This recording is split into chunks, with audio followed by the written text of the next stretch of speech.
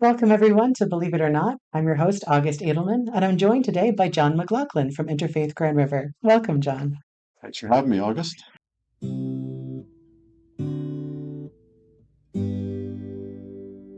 Wonderful. It's great to have you. So, tell us a bit about yourself.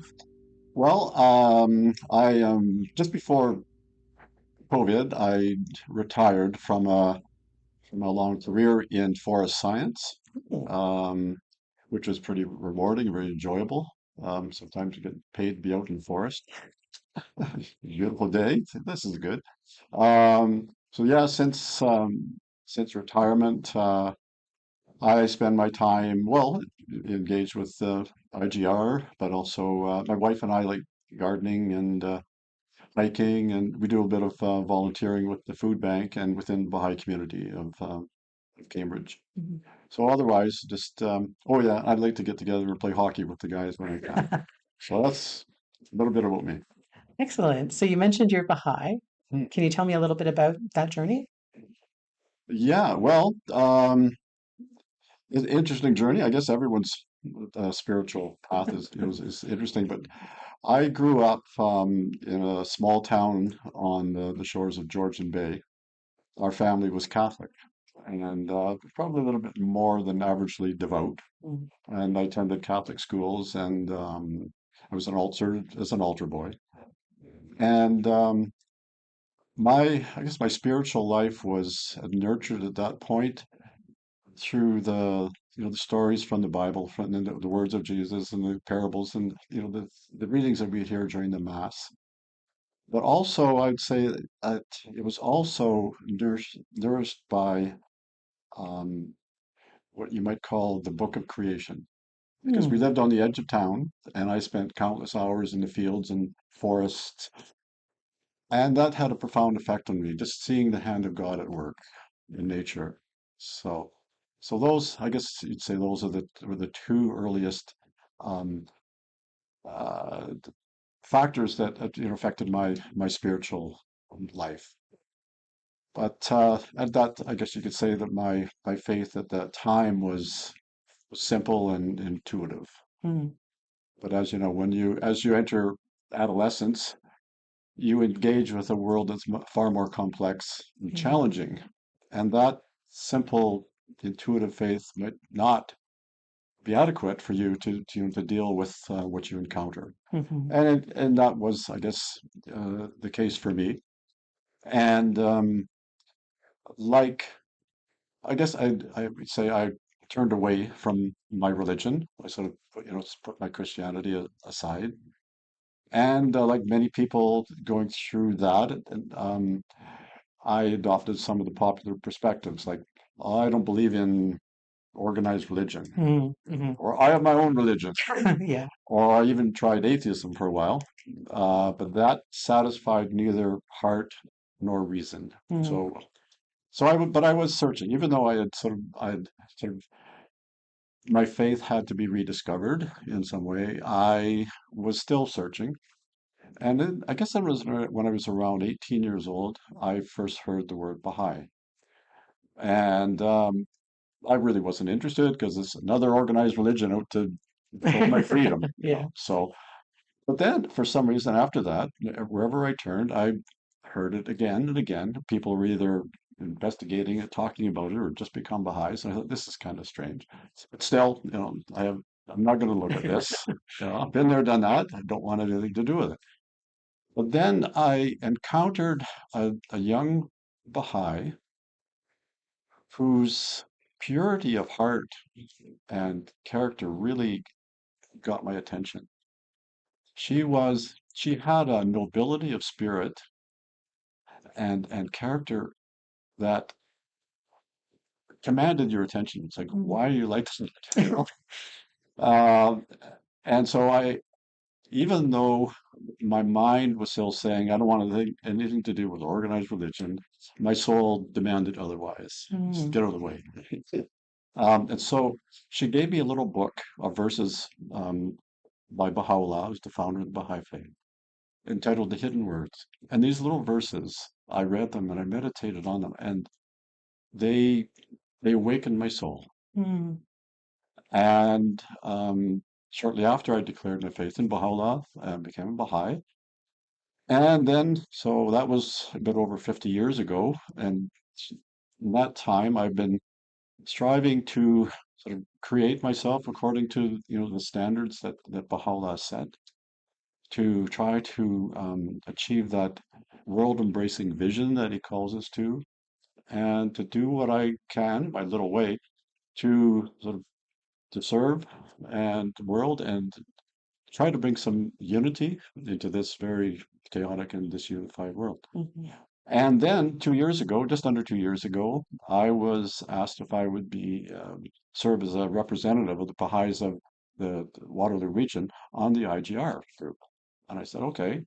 And that has been wonderful. That has been wonderful because I have not only learning, more about other faiths, but I already knew some, about other faiths, but it was working shoulder to shoulder with people like yourself and the other members who really care for the well-being of humanity, who have spiritual values.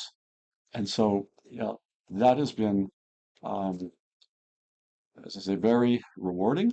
And so that sort of takes me to where I am right now in my spiritual journey. So what are some of the central ideas of your faith, of being Baha'i? Yeah.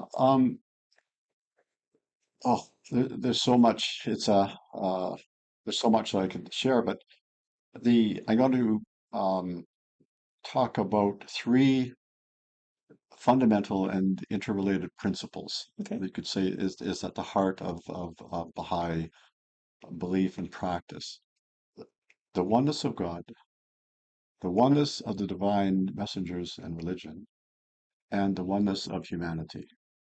Okay. So Baha'is believe in one Almighty God, the creator, sustainer, and mover of the universe, unknowable in essence, beyond any description or depiction, um, and inaccessible to us in a direct way Hmm. because of that, the difference really in station we're talking about. There's a prayer, a prayer that Baha'is say each day. We say, exalted art thou above the description of anyone save thyself, and the comprehension of aught else except thee. Oh, that's beautiful. So we acknowledge that the station of God. So then, how are you going to establish a relationship with your creator if he's inaccessible? So how is this problem resolved? Now we know that Christ said, no one comes to the Father except through me, Okay. which, according to some interpretations, is quite problematic because it eliminates most of humanity, everyone before Christ and most of humanity now, Hmm. from redemption, from salvation, from that relationship with God. Baha'u'llah explains this term, the meaning of this in another way. I'm going to just read this so I get it Please right. do, yeah. Um, and he, first of all, it's saying that, the door to the knowledge of God is closed to us. He says, as a token of his mercy, however, and as a proof of his loving kindness, he hath manifested unto man the day star of his divine guidance, the symbols of his divine unity, and hath ordained the knowledge of these sanctified beings to be identical with the knowledge of his own self. Whoso recognizes them hath recognized God. Whoso hearkeneth to their call hath hearkeneth to the voice of God. And whoso testifieth to the truth of their revelation hath testified to the truth of God himself. So this brings us to the second principle I mentioned, the unity of the divine messengers and religions. Mm. So we establish that relationship with God um, in the most fruitful way through these divine messengers, through a figure like Moses, Mm. Christ, Muhammad, the Buddha, Krishna, and in this day, Baha'u'llah, because that is the connection that we can make. We might get a sense of the signs of God in nature, Mm. but where does that take you? Where do you go with that? How do we learn the will of God? How do we learn how to live? So we learn through these messengers.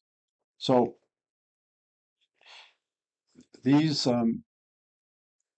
um, I said the oneness of these messengers. Baha'u'llah, addressing this topic again, said,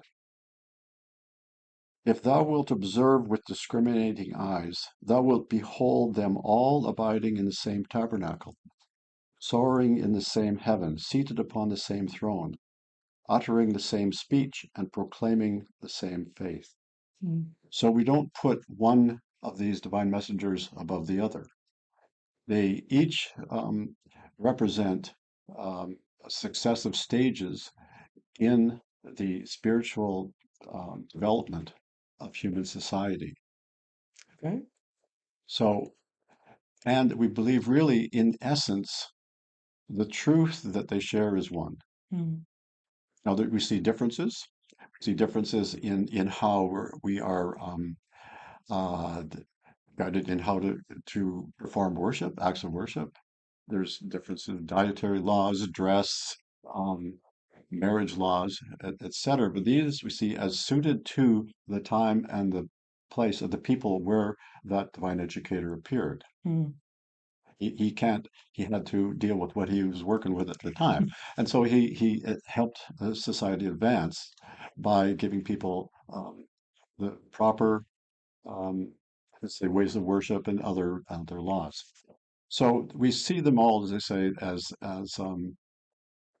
bringing and sharing these eternal verities, but also the particular teachings which assist humanity at that time to take advantage of the opportunities, but also to meet the challenges of human society, of civilization at that time. So with Baha'u'llah, not only did he restate these eternal verities of love, the law of love, compassion, justice, all these things that we in IGR, these are the similarities we Mhm. find.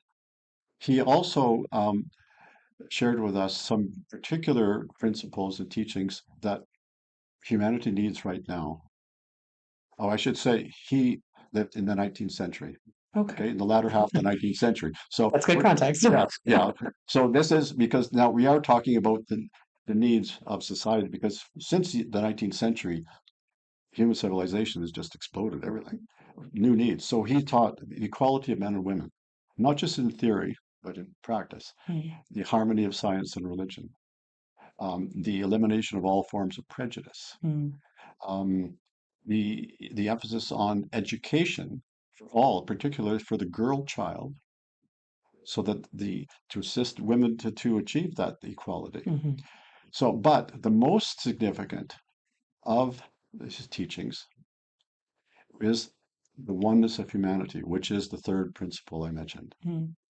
Now, the implications of or the significance of this principle cannot be overstated, although its implications we're just starting to appreciate.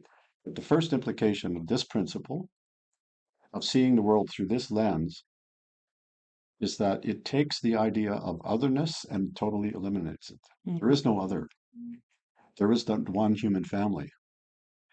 Other implications, there cannot be, like we were speaking about today, we cannot have some people living in comfort and in lovely homes while others are on the street. Mm.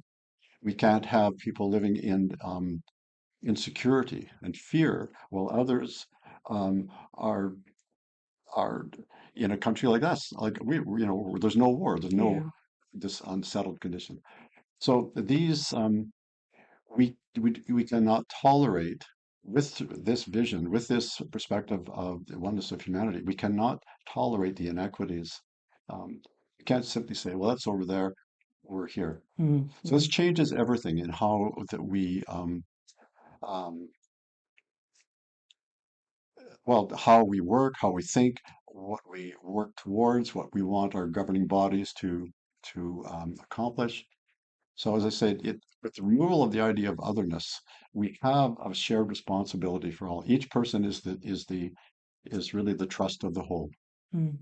So this is so these are these core teachings that really give rise to the way that we engage the world. And so we work for unity. We work for breaking down barriers. So I actually, that's a pretty long answer. Yeah, that's great. That's So great. yeah, there's just one more point that I wanted to make. I said that as a young adolescent, I sort of abandoned my Christianity. Mm, Well, when I became a Baha'i, because of Baha'u'llah's this principle of the oneness of the manifestation, we call them manifestations of God. That mm. is the term that's used. I said divine educators because that'd be easier for people to understand. Yeah, sure. But that oneness of these manifestations of God and the oneness of religion means that I got my Christianity back. Mm, hmm. But I also am a Jew. I'm a Muslim. I'm a Hindu. I'm a Buddhist. I'm a Muslim. In that we see these are all part of humanity's spiritual heritage, and so I can connect with with all of these. Interesting. That's very So interesting. So, how does your faith impact your life? I know you're involved here, you're involved in the Baha'i community. wow. I mentioned this to my son last night. We were having a little Zoom get together, and I mentioned that question, and the first thing he said was every way. Mm, hmm. Well, and I'll just mention a few. I've already mentioned about this looking through the lens of the oneness of humanity. This changes everything in a sense, but more particularly, I think it's had an effect on my profession, Mm, what I chose, and how I pursued my profession. Because another principle that Baha'u'llah emphasized is that work performed in the spirit of service is worship. interesting. So what you do for a living is not separate from your spiritual life. It's part of it, especially if you're dedicating yourself to service. So I've done different things over the years. And I was a carpenter for a while, and then I was a guitar builder. But neither of those satisfied me. Um, I always felt, I could do something better. And eventually, I ended up going back to school and ultimately uh, earning a PhD, but in forestry, in forest science, and studying how to maintain and manage like the health of forests. Hmm. So that in doing that, then that my work was um, it's not just a job, and it's not just doing science. It's it's a spiritual. It's part of my spiritual path. Mm, So when I'm doing science, I'm learning about the wonders of God's creation and trying to take what we're learning to apply to maintaining the forest healthy and to serving humanity. So definitely in the way that I pursued or chose and pursued my profession, um, in the way that I try to treat other people, mm, because as you know, at the beginning of the Torah, God said that we say that said that God made us in His image, yeah. and so we must look at each other and look for those godlike qualities. And if we see those, then if we truly love God, we're going to have a love for that person. Mm, And we can help each other to develop these because this image of God within us um, suggests that we have the potential, an infinite potential, to be more compassionate, be more just, more trustworthy, to have all these qualities flourish within us. And so you can help me if you see those in me, hmm. and you can help me develop those, and I can do the same for you. So this is another way that I feel that my faith has affected um, how I live. Anyway, I'll leave it at that. Yeah. There's many other ways, but No, stick with that's those two. great. Yeah. That's great. Um, so you mentioned that there is a faith community of Baha'i folks who are in the Waterloo region. Mm. How does that community affect you? Um, oh, it provides lots of tests, but that's how we grow. And opportunities. Opportunities to collaborate with people, to learn together, um, to find ways of serving. Um, and so, yeah, you're not alone. You're working, like I say, with people of like mind with same sort of perspectives. Mhm. So that's Yeah, I say that's one way that the community has affected me. But as I say, whenever you're engaged with people, see the Baha'i faith. When I joked about the tests, well, see the Baha'i faith is not a sort of homogenous community of just a few types of people. Mm. The Baha'i faith um, is so diverse. Yeah, that makes sense. Yeah. And so you are put in positions where you have to work with people who are very different from you, very different in personality, very different in culture, very different in education, and but we all work together in unity. We have That's the key point. We have to find unity and diversity, and so that's the challenge. And so yes, there's lots of tests, but there is the reward of accomplishing that. Then you can realize that with the world at large, diversity is not a bad thing. It's challenging, Hmm. but it's enriching Yeah. as long as we can establish the points of unity. And so Yeah. that's the lesson that we have in being part of a Baha'i community. But also, when I connect with people from anywhere over the all over the world who are Baha'is, we love same thing. We're on the same path. Mm. There is such a sense of community there that immediately it's heart to heart, Mm. which is an amazing phenomenon. That sounds lovely. It's a good kind of challenge. Yeah, Yeah. yes, yes. Well, that's it. With challenges, depending on this all depends on how you respond to them. Yeah. Yeah. Yeah, the challenge can, if you respond the wrong way, they'll knock you down. Hmm. But we are given um, challenges, tests to help us grow. Nothing grows strong without tests. Hmm. And so, but it's how you respond to them. If you turn to God and return to to the power that's in the Word of God, um, you're going to be, you'll be transformed. So then you can face any challenge that comes to you. That's a great segue actually to what I wanted to ask next, which Okay. is, you mentioned that you struggled when you were sort of a teen around a Christian identity. Have there been times when you struggled as Baha'i in your faith now? And if so, how did you deal with that? I guess so early on, it's not like you were running into Baha'is everywhere you were Yeah. bumping into them every time you turned around. And there was everybody told you why that was a bunch of bunk. Mm. Um, and everyone had some strange ideas about what Baha'is believe that you'd hear. And so, there's that pressure of society and the norm, that things that are going to pull you. You know what it's like when you go back to your parents' house Yeah. with your siblings? Yeah. That pull like back to, no, I'm somebody else. Well, I think that was where the struggle was at first to really establish my certitude in Baha'u'llah. And after that, that part of that struggle was over, and hopefully will be till the day I die. So, So, what are some practices that bring you comfort when times are tough?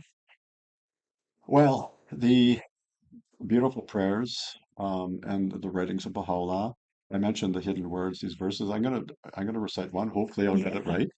And because this one to me, it is so beautiful. It tells us why we're here.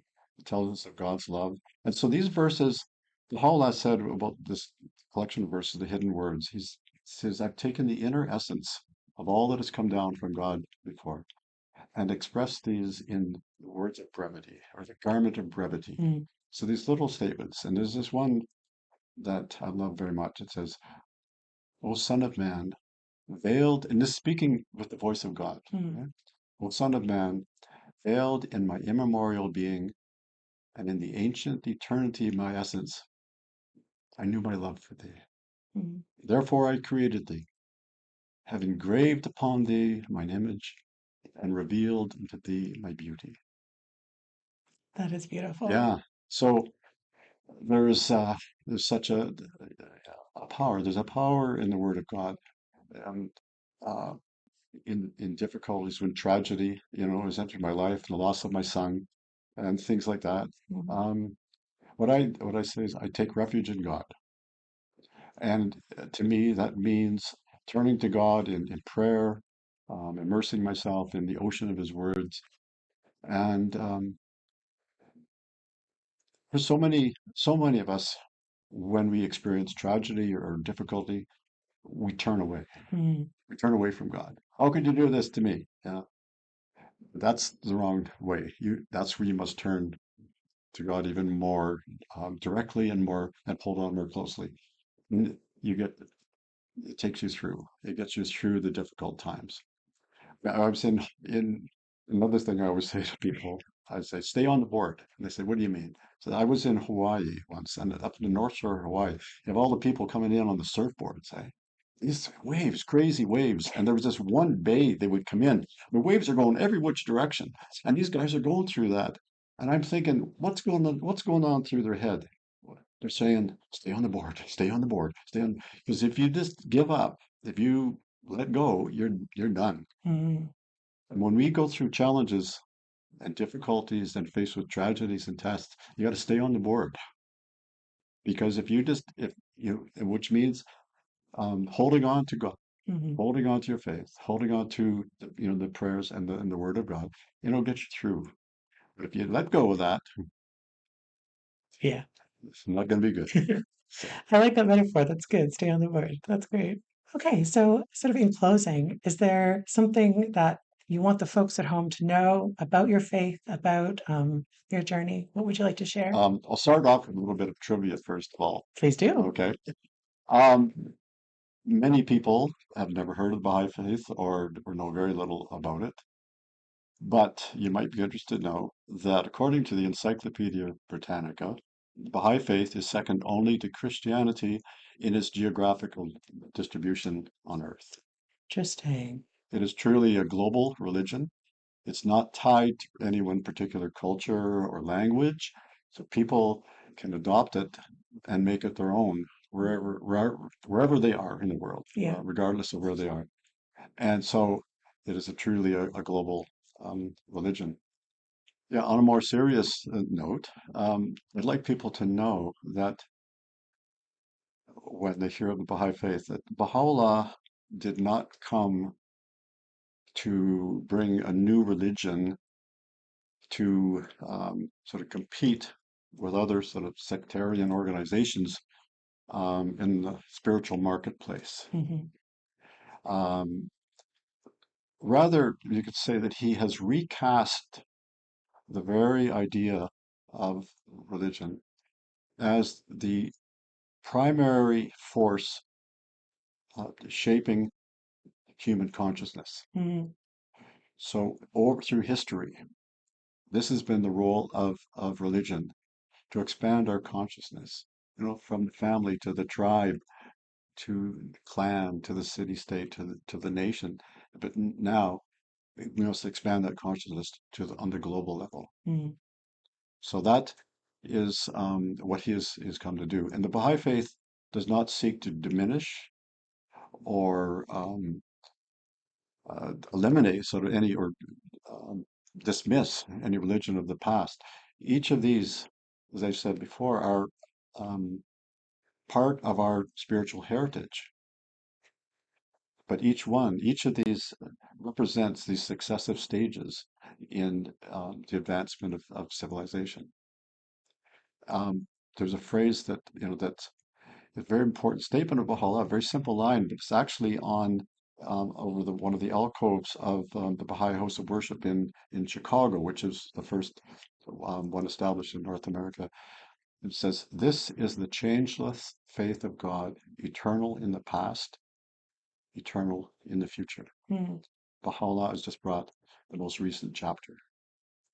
Interesting. That's very So interesting. Well, thank you, John, so much for sharing that. It's been really fascinating. It's certainly not a faith I know a lot about, so I've really enjoyed hearing you talk, and thank you very much for having me. thank you for being here. We'll see you next time on Believe It or Not. I've been your host, August Edelman, with Interfaith Grand River. Bye now.